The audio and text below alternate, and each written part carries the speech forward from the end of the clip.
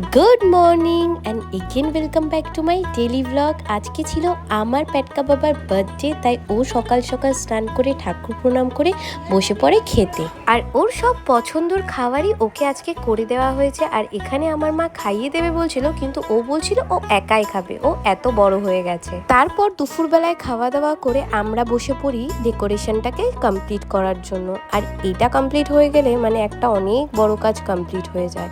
আর তার মধ্যে মা লুচি বেলা স্টার্ট করে দিয়েছে।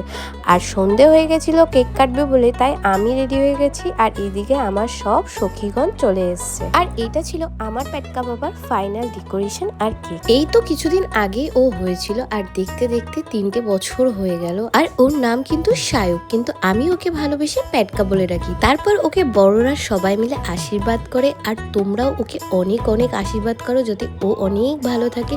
তো এই ছিল আজকের আমার ছোট্ট ব্লগ। তো টাটা।